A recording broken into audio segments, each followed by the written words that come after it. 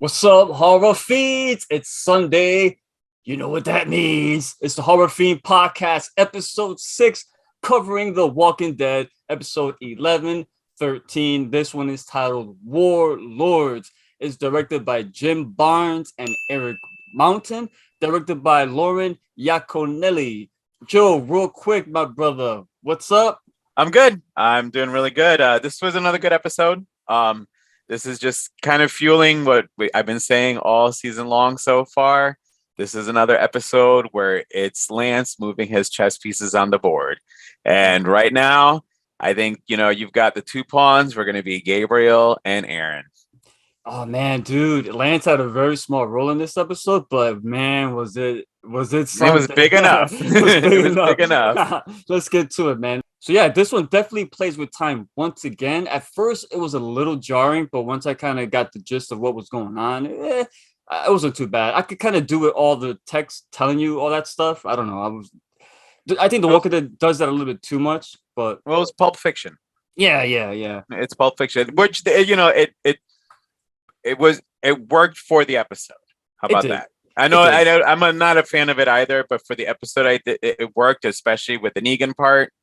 Just the way they kept doing all that stuff. Yeah, no, the little Pulp Fiction in the episode totally worked for this. Cool. So we're gonna open up the cold open now, dude.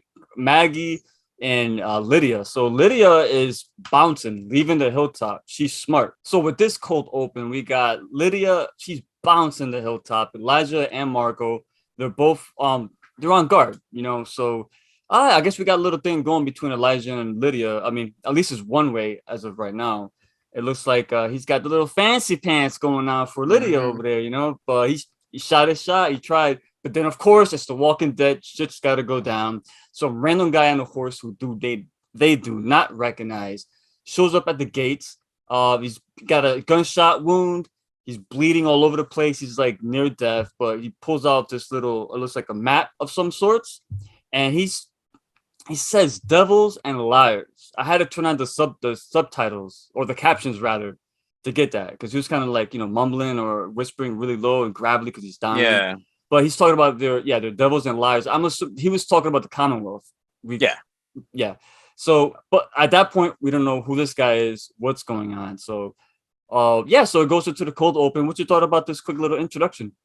Well, I mean, this is another one where we've got Maggie, again, making decisions that I kind of hate to say this, but it also leads to what I was trying to say before, as far as Maggie becoming Negan 2.0.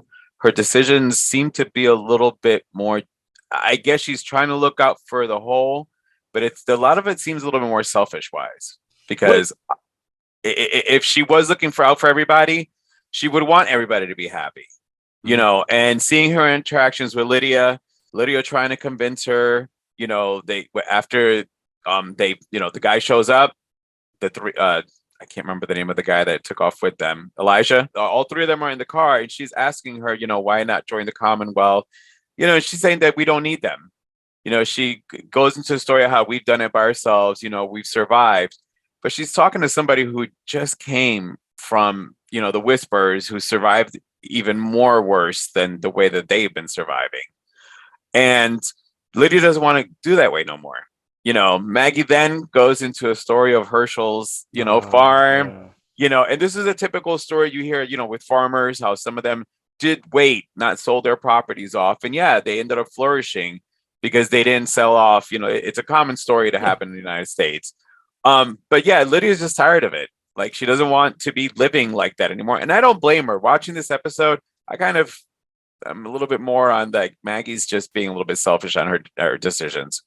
When I saw this part and I started taking down notes, I'm thinking to myself exactly what you're thinking. Like, it is selfish. And also her story with Herschel and the farm and the big suits trying to purchase them, it didn't hold weight to me, because that's not during the zombie apocalypse. Things are different now. I mean, it ain't the animals that are starving. They're all starving. And the fact that you can't just go out there anymore because there's walkers and you got to deal with other raiders, bandits, rapists, cannibals, you name it. Everything is out there. So the world is a lot different now. You can't just survive with what you got anymore and just will get by. It's different. It's a lot different now. So where I did understand where Maggie was going with that, I don't agree with it At this point in No, the story, I didn't agree with it at all. no. So we get to a point where they run into three walkers dressed as well. They were Commonwealth soldiers as walkers, and they quickly see that they were throat slash, knife wounds through the gaps in the armor, and then we see Aaron through the binoculars coming towards them. Real quick, did Aaron kill those soldiers? I didn't understand that. Like, who did that? Those three soldiers threw me off, unless it was that their people, the people in the complex, did end up killing them. I don't know. It didn't fit in. No, it was weird. We gotta put a bookmark on that and go back to it sometime because I need to know this stuff. Like this that's there for a reason. I don't Yeah. want to think it's lazy writing. I hope not. We flash back after the break a week ago. Aaron's walking through the Commonwealth. They got a brand new church, and yeah, Gabriel's in there. At first, I was thinking what was brought up later. Like, yeah, Gabriel's just going through the motions. He's just trying to get people, give him some faith, because we see Gabriel doesn't even, talk to the man no more. But yeah, come to find out after this conversation with Aaron, he said he's happy, and he was going through the motions at first, but now he talks to him again. Like, so, well, what's going on here? Like, real quick on Gabriel's part, because Gabriel was going down a dark path, but now they kind of reeled it in a bit, right? But his whole sermon was about sin. Yeah, and how he's saying we're all sinners. We're all sinners. So that included himself. Yeah, so absolutely. This is still. He probably killed the most people in that entire room. Yeah, I don't believe that he's in a better place. I still believe he's trying to convince him. I think he's trying to convince himself. I think we've been seeing his dark path. So now Gabriel is still at the crossroads of, do I continue on my dark path or do I seek the Lord again? But him seeking the Lord hasn't given him the answers the last couple of years. So I think for me, I still feel he's kind of going through the motions. Yeah. I'm with you on that. So Aaron goes there practically to recruit the guy to be an emissary on behalf of the Commonwealth to go. There's this group of settlers, as they are, that's what they told Aaron they are, and they're in need of help.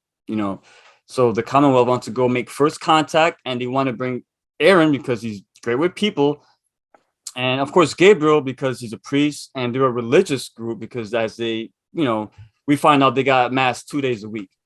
So Aaron and Gabriel, they go out, they go meet Aaron's boss, the new man, Toby Carlson. He's played by Jason Butler Harner. You know where he's from?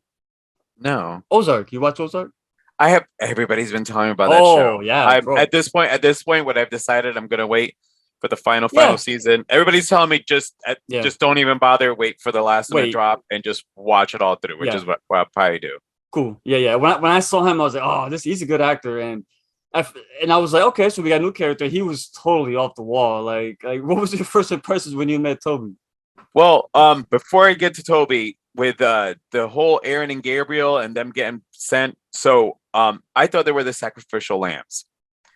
As we're gonna see later on when Lance talks, I think that this was a moment, as I mentioned about Lance moving his pieces at this point, that he might have been trying to get rid of Aaron and Gabriel without actually getting his hands dirty. Like, that's what I was really thinking about it, because he still wasn't happy with what happened the last episode. Aaron saw how crazy he's going. Yeah. So I felt like this was kind of his way of setting them up. And you also saw from the get-go that Gabriel, just hearing what they wanted to do, he was not feeling easy about this. What he said, because your plan is shit. Yeah. So he, from the get-go, so you already got his feelings on it. So you already know something's coming up. When they meet Toby, Gabriel's totally not feeling him. No, I love Gabriel's, I just love Gabriel. I just love watching him react to everything else, man. Now please break this down for us. Yeah, he and then so you got the impression that Toby was there to fuck shit up. He was not there. He was not acting as anybody who was there as an emissary to try to get another group to join them. You can totally tell. I mean, from his whole scene when he's smelling the air, all I thought about in that scene was can you smell the death? I can't remember exactly what he said. He said something like the mix of of adrenaline. Wait, no, adrenaline. It was dopamine, adrenaline and dopamine dopamine. and adrenaline. Yeah, Yes. All dopamine and I got adrenaline. when he said that was, "Can you smell death in the air?" Yeah. You know, or like, I But think even Aaron warned Gabriel. He said, he's a bit out there, but his heart's in a good place, So well, and even though not horror, it kind of gave me a little bit of that. I love the smell of napalm. oh, I love the smell of napalm in the morning. Like that, like that's what that Yeah. gave me. Like that, like you like I said, that the scene there with him just Bro, let you know love that this is scene. going to just go downhill on a hand of baskets. I mean, it's just gonna be all fucked up. The whole scene just shows you how smart Gabriel and Aaron are up to this point. Because they just walked up Oh to yeah. this place and they were like, no, no, no, no, no. This ain't happening. I love when Gabriel said places like this, all it takes is just one old man, waiting for you With with a a gun. shotgun. Yeah, it's With a, true. yeah, he's there Yeah. with a gun. And he called it. He called it from the minute he Yeah, looked at it. He yeah. looked at it up and down, and he Mhm. exactly what they were in their face is what he called it. And he brought up such a good point too when he asked Toby, or he asked Toby like, how many what's the biggest group you found? He said 4 people, and there's 40 in here. And he had a good point where all it takes is one nervous guy with an itchy finger, and it all goes to shit pretty much. Toby. Yeah, and it was the other way around. That's It's the funny part Toby. about it. Yeah, That's as he's describing him, they're describing Toby. Like what it's gonna take, it's right everything. there in front of you. Well, with us as viewers, we went in thinking, "Oh, this usual, like th- uh, uh, these 40 people are villains. They got to go in, try and stuff them out." But it was actually reversed in this scenario. Like we didn't know it. Aaron and Gabriel didn't know it, but they were the ones going in there. They were the villains. Yep. I Which we'll love get that to. dynamic. Absolutely, yeah. So yeah, so this guy Toby, real quick, let's go back to him. He's a complete psychopath. He's a former CIA, right? Yep. CIA retired and former. Well, he's a alcoholic. Yes, How he many has been years? clean 2 years. 2 years. 2 years So what's up as with the we're sipping. what's with the tasting the liquor? Is that something he always did, or that's something that was triggered when? It's maybe just a reminder of him of We'll get to that. not to do it. Well, he did it a few times. That's why I wanted to bring it up. But that's a good point you just made. Yeah. But yeah, so real quick, all right. So they're gonna go in. Let's meet these guys. What was it? River Bend? Is that what this place was called? I believe it was River Bend. I called it the apartment complex as I was writing things down. Yeah, I mean, and you get a nice close up. It looks like something it looks like an apartment complex here in Bridgeport, Connecticut. Man. Yeah, Oh it does. The my. greens. It looked Yes, like the it greens. does. That's why I saw it. Like, oh my god! Then I got the cross painted on it. I was like, yeah, okay. What's Oh going my on? god! I swear to God, I saw that and I saw the greens. So I love how Aaron just shows up at the door and he's like such a nice guy. I mean, I don't know who you like. I don't care how evil you are. If that guy comes at your doorstep like asking to get let in, you're gonna let this guy in, man. But yeah, you're not gonna let the person who shut up to your door all nice in the house. Oh, all right. Considering he's got a mace for a hand, you're right. Oh, I didn't even think about the fact. Like, hi, I'm here to greet you, and I want you to. Oh, don't mind this. No. Yeah, that's a good point. So they're met at the gates. I believe 3 individuals come out. They ask for their weapons. They hand them over, and they go right in. Like it's funny because when they show a close up of the big, steel door, and you hear all the locks, on opening, unlocking, and like, oh my god, like what the hell's back there? Then the way it opens up and they walk out, and it's oh shit's gonna go down. But at this point, okay, all right, they're asking for their weapons, they're being cautious. All right, that's nothing out of the ordinary. And I love Gabriel's always thinking ahead. Like Gabriel told him, we got soldiers back there pretty much. No, he didn't even call them soldiers. He called them oh shoot, I know what you're gonna say. It's a word for. It's a good word. It's a good word. It's a non-aggressive missionaries. Word. Let's go with that. Like something missionaries, like that. something like that. Along those lines, but it's definitely yeah. When they did ask for the weapon, they did ask for Aaron's arm, and he was like, "Yeah, it kind of hurts to have to take that off." So they did allow him to keep his arm. They allowed him, yeah. And well, that goes to show you that this group, we find out. Let's go right into it. And they go in there, and when I go in there, and you could tell that young guy Jesse, he's getting trained. I do shit in his pants, bro. Yeah. And you look at Gabriel, he's just looking around his surroundings, and Aaron's got this nervous look on his face the whole time. And Toby's just, calm, cool, collected. So these are the guys we're following inside this place, man. And I wouldn't want to be in here at all. And they tell them to go down the hall to the left, I believe. And yeah, we meet Ian, their leader. I want you to talk about this. Talk about Ian. Dude, it's fucking... If you guys did not know, that is Michael Biehn. I mean, Corporal Hicks, Aliens, Kyle Reese, Terminator, Lieutenant Coffee, The Abyss. Rick, you were mentioning what was the other movie you said? He was in The Divide. The Divide. You can't forget Ringo.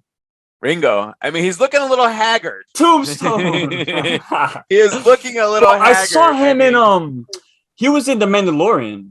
And he was he was haggard in there. Man, it took me a minute. I had to look it up because he was in The Mandalorian. He was haggard, but he looks younger in this one than he did in The Mandalorian. Well, and when he spoke, I recognized the voice, and I'm like, I know who this person is. And I'm watching it. I had to pause it. I'm like, holy Kyle Reese, shit. Corporal Hicks, man. Yeah, I knew him immediately when I saw him, like, oh my god. Yeah, it's in Corporal Hicks, but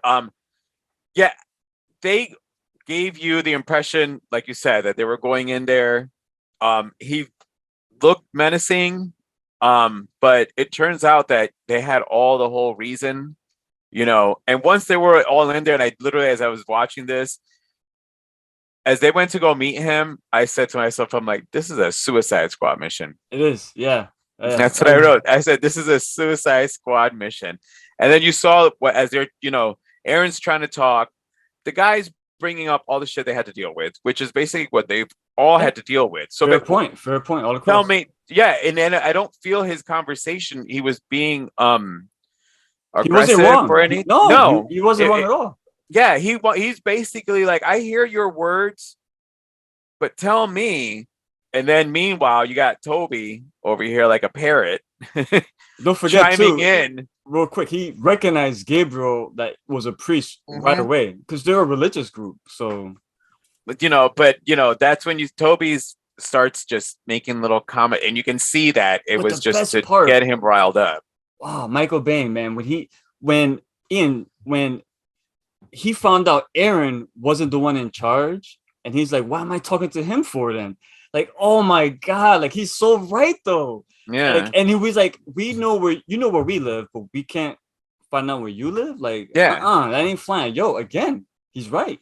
Because he picked up that it wasn't Aaron who was really the leader here. Yep. It was him. He was. So you're using them to basically get to me. Why am I not talking to you? That wall of skulls those are the bad guys. They're just trying to get by. So I thought that was a pretty cool dynamic. But then it goes into the, Aaron and Gabriel making great points, pleading, and it worked. I mean, Gabriel all of a sudden, if we don't check in, they're gonna come with the soldiers, and you're all gonna die. But we could make it so nobody dies. Aaron said that, and Ian was like coming down. He calmed down. He was gonna let them go. And then Toby just sprung into action. He just turned into the assassin he was, murked him. There's two boys in the back. I'm sorry, no, he didn't kill Ian, not quite yet. But Gabriel and Aaron were like, who the fuck is this guy, John Wick? I see, and I think that Gabriel was like, I fucking knew it. I fucking knew it. Like, Gabriel knew that this guy was going to pull some shit like this. Yeah. So I think it took Aaron by surprise, but I think Gabriel was like, fuck. Bro. So we find out there's a mission going on here between Toby and Lance. I love this scene, man. Lance is one scene, but bro. Okay. This is what we find out. Toby's a retired CIA. He's working Aaron's former job, was it MPO? Is that what he said? I think so, yeah. He said that's what so they placed him with Toby. And then they're going around, of course, they're emissaries essentially. And they're going around finding other communities or people and bringing them in. That was a word you forgot earlier, not missionary, emissaries. We have emissaries sitting. That's the word. That's it. Lance says that he had a convoy. Was it a convoy of weapons and supplies? Weapons that he got from Pamela because of another project that he didn't say what it was yet. No. right? Well, So that's it's something we don't know what that is either. Is that that's something? again. This is all Oh my Lance's God, machinations. it's so I much, keep telling you, Lance is behind. Like dude.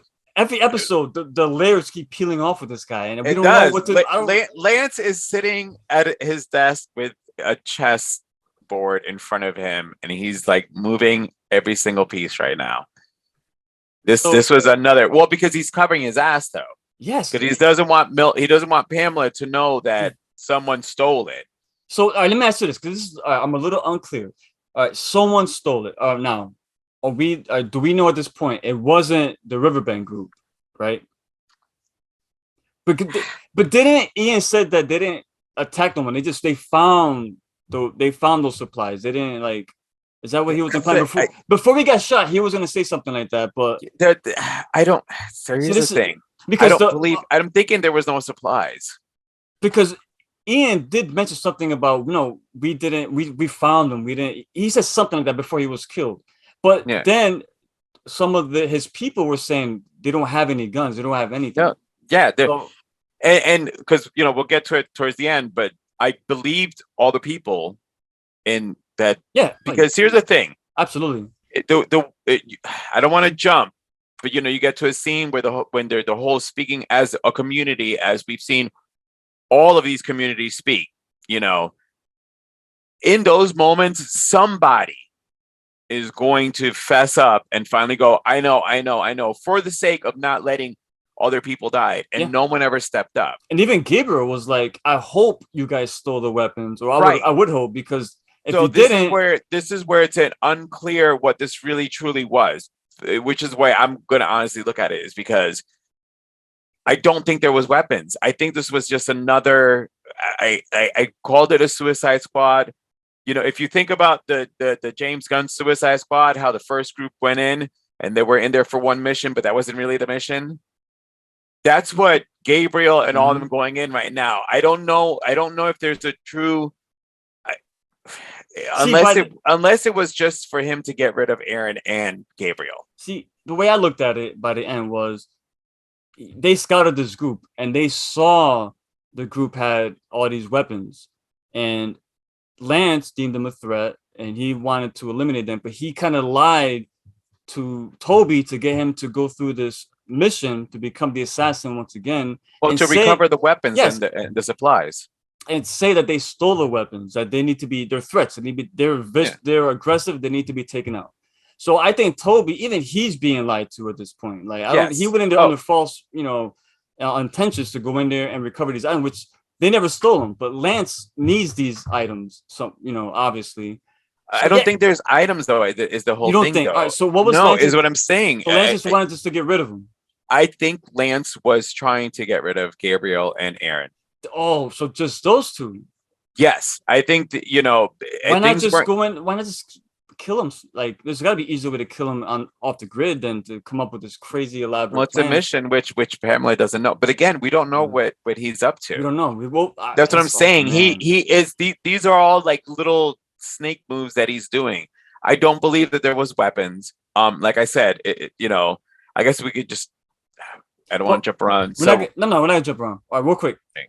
When Lance turned his back to Toby, right, and he was saying like, he gave him the guilt trip essentially, and Toby was like, you know what, all right, I'm in. The look Lance gave that look like, oh, I got him, yes, and that's what I'm saying. Just with his face, he didn't say anything, just very subtle. Because he didn't know if this was going to work. And he was like, that's all I needed to know. Okay, Lance is fucking playing this guy, man. The thing with Lance is he's got his fingers in everything. Like, Pamela is running the Commonwealth, right? On the outside, or the president. Yes. Right, the president of the United States. Yes, but Lance is the one getting his hands dirty, or getting other people to get their hands dirty. Like Amanda Waller. Yes, dude, nailed it, man. Yeah, that's what I'm trying to say. Amanda Waller is like, yes, Mr. President. As she's like, no, I'm still fuck you over on that one too. But I'm gonna, while she's saying thank you, she's already got this plot to Dude, that's why I'm loving Lance. That's why I said so for me good, bro.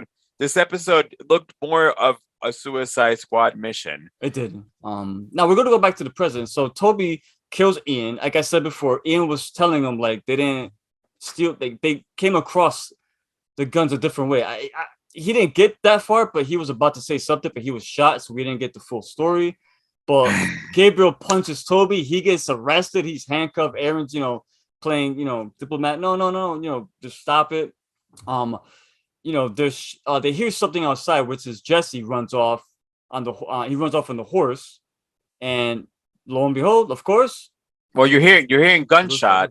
They hear you said didn't they hear some gunshot or something was going on outside? yeah, they were yelling because the kid took off, and then that's Yeah. when Toby told the soldier to pop him. He shot And him. also random. I believe that Carlson and Jesse were together. No, There was a you think? But Jesse told Negan that he didn't but know, Jesse, and but Aaron no, and no, Gabriel but didn't know. Jesse works for Carlson. And if you watch like their interactions, like the way Jesse was looking at Carlson, like he totally adored him. Like he liked working for him. I don't think, in my opinion, I don't think Toby would tell Jesse because Jesse's still learning, and Jesse would No, be no, no. a nervous wreck if he knew what was going on. Meaning that they were a couple. That's what I'm trying to You say. think so? Yeah. Yeah. There was yeah. There was a little weird, like especially when they were setting a camp and the way that Toby walked up to Jesse and they were talking and the mannerisms with each other. Yeah, there was a little. If we get like a little flashback in the next episode showing them, I felt a little, and even if you go back and look at the episode, because when they're all setting up and he goes to talk to him, it's you saw Toby's demeanor when he went towards Jesse. Like actors have to do that. That's how you got to relay certain little things in there. But if you watch when he talks to him and then he goes talks to Jesse, his whole demeanor changes, and it's like this whole little level of comfort. But then you also watch the way Jesse's looking at him. It's like kind of like with Gaga eyes. That makes Toby even more cold if he was willing just to pop him off just like that. They didn't even think about it. Like pop him. That's what he said. Oh man. Well, hey, we'll find out soon enough because this. I'm gonna tell you right now, man. This episode here felt completely different than a lot of the stuff we've been getting out of The Walking Dead. I don't know. It was the format, the pacing, like it was intense, man. Like I was scared for these characters because Michael Baine's character, man, was so good, intimidating. But at the same time, I kept thinking, shit, is he really bad or he's making too much sense? Like I know he's making too much sense. What's going on? So I loved it, man. So all right, so yeah, that's going on. So yeah, the soldiers shoot off at Aaron. Aaron books it. He runs off, and now we know that's when he runs into Maggie, Lydia, and Elijah later on. And then we find out when it goes back again during the attack. Now another little bit of play with time. Negan is the one that helped Jesse escape to go to the hilltop. Negan's back. What you think about that? And he's animated kind of out of nowhere. And it was like kind of he was random how he just showed up out of nowhere because he's part of that group. You know what I'm saying? So that's why he was there. And it's been so you think he went and joined? He's in that group. Oh, he's in that group.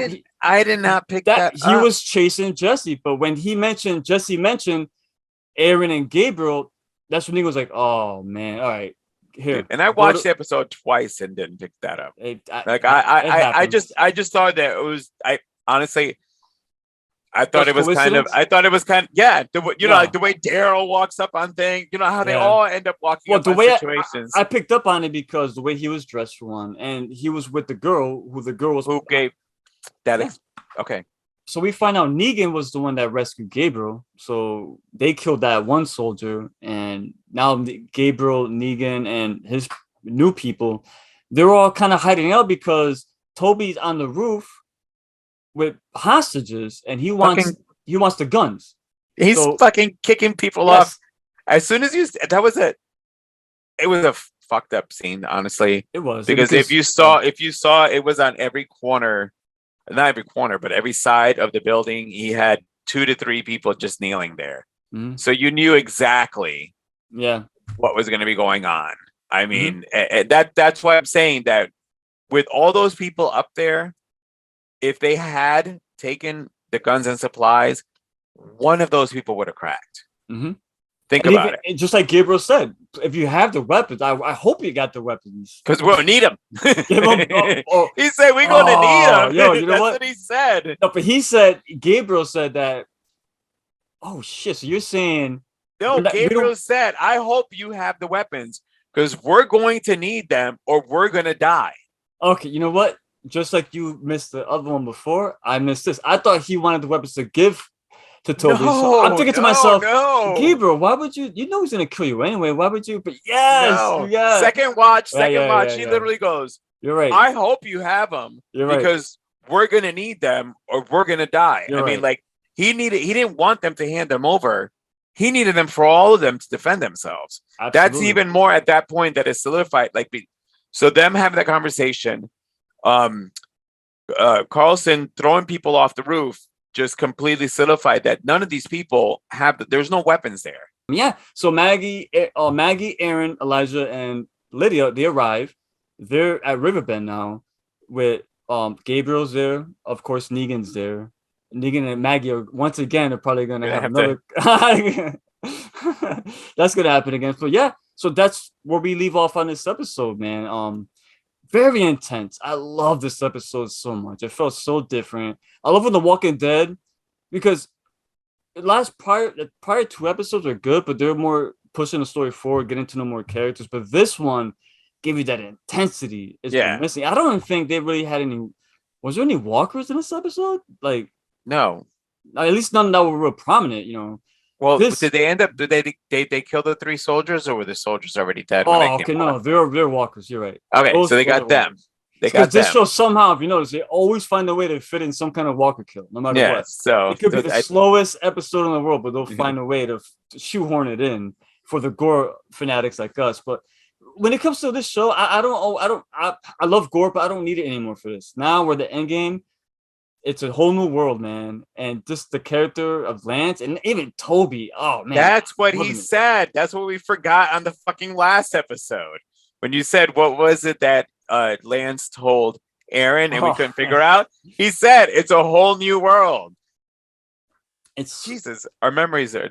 It's in Listen, here. This is what happens when you get to our age, guys. Yeah. You know, real quick, before we finish this off, Maggie, at the start of this episode, I told you, like, I didn't agree with her at all. But after what happened with, you know, Toby and what Lance did and the trouble Aaron and Gabriel got in as emissaries of the Commonwealth, do you think Maggie maybe she has a bit of a point? Maybe a point to be more reserved compared to everyone else? Yeah, I hate to say that too. I hate to say it, but the thing is, at the same time, then just merge with them and then prove yourself wrong. I wouldn't mind seeing more interaction of Maggie in the Commonwealth and trying to see if they can prove her wrong. The same way that Rick, wanted to be proved wrong on the beliefs of things. So you're right. It's crazy because this episode, 9 started, or it ended rather, where it's a fast forward to the Commonwealth invading Hilltop, led by Daryl. Daryl was the main guy. So we don't know what that squabble's about, but I'm going to assume that's going to end on episode 16. So the final 8 episodes will be completely fresh. They're not going to have anything to do with that. So they're going to end this arc on that episode. So I'm curious how it's going to get there. I think it's not going to go by the way of the comic books. No. I think they're going to give it their own ending. That's cool. I mean, like I said, we both talked about this on this podcast where we hope they change things. I want the ending with Judith taking Carl's role, but I don't want anything before that at all. I still want the 2 major deaths. Me too. There's got to be. I do. I as much as I don't want to see the characters, any of the big characters go. All right, let's say this. But that just it adds to what the whole story has always been, is that it doesn't matter who it is, you're all going to eventually die. Let's end this video like this before we do that. What do you rate this episode? Because of what I watched, the second watch, and the things that I started picking up and the whole Lance thing, And because it changed the format of the last episodes, I'm gonna give it a 4.5. Yeah, dude. Yes, me too.